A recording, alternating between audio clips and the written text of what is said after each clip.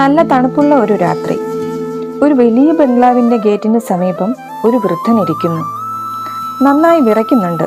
കയ്യിലൊന്നുമില്ല. ശരീരത്തിൽ ഒരു മുഷിഞ്ഞ വസ്ത്രം മാത്രം. ആ സമയത്താണ് ഒരു സമ്പന്നൻ തന്റെ കാറിലെത്തിയത്. വൃദ്ധനായ ആ മനുഷ്യനെ കണ്ട് ചെറിയൊരു കരുണ തോന്നി. എന്താ, നിനക്ക് കോട്ടില്ലേ? അദ്ദേഹം ചോദിച്ചു. വൃദ്ധൻ പറഞ്ഞു, ഇല്ല, പക്ഷേ കിട്ടുമെന്ന് കരുതിയിരുന്നു. ഞാൻ അകത്തുപോയി ഒരു കോട്ട് കൊണ്ടുവരാം.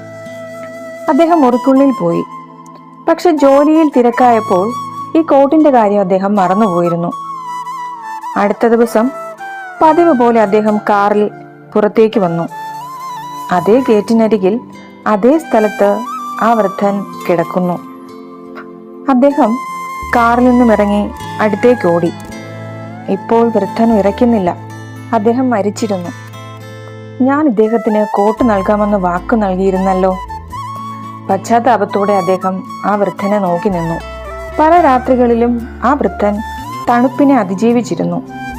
അദ്ദേഹത്തിന്റെ ശരീരവും മനസ്സും ഒരുമിച്ച് പൊരുതി നിന്നിരുന്നു.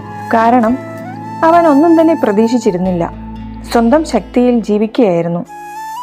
പക്ഷെ ഒരാൾ വന്നു കോട്ട് കൊണ്ടുവരാം എന്ന് പറഞ്ഞു. ആ നിമിഷം മുതൽ അദ്ദേഹം പ്രതീക്ഷയെ ആശ്രയിച്ചു. ആ കാത്തിരിപ്പിൽ അവന്റെ മനസ്സിന്റെ ശക്തി കുറഞ്ഞു. മനസ്സ് തളർന്നപ്പോൾ ശരീരവും തളർന്നു. അദ്ദേഹത്തെ മരണത്തിലേക്ക് തള്ളിയിട്ടത് തണുപ്പല്ല, നിറവേറാത്ത പ്രതീക്ഷയായിരുന്നു. ജീവിതത്തിലും ഇതുപോലെയാണ്. ഒരാളെയും ആശ്രയിക്കാതെ നിൽക്കുമ്പോൾ നമ്മൾ ശക്തരായിരിക്കും.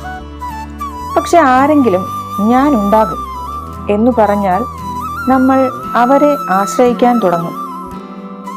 ആ വ്യക്തി മാറിയാലോ, അല്ലെങ്കിൽ വാക്കു പാലിക്കാതെ ഇരുന്നാലോ നമ്മൾ തകരും. കാരണം നമുക്കിപ്പോൾ നഷ്ടപ്പെടുന്നത് സ്വന്തം ഉള്ളിലെ ശക്തിയെയാണ്. പ്രതീക്ഷ നല്ലതാണ്, പക്ഷേ അതിൽ പൂർണ്ണമായും ജീവിക്കരുത്. സ്വന്തം മനസ്സിന്റെ ശക്തിയാണ് ഏറ്റവും വലിയ അഭയം.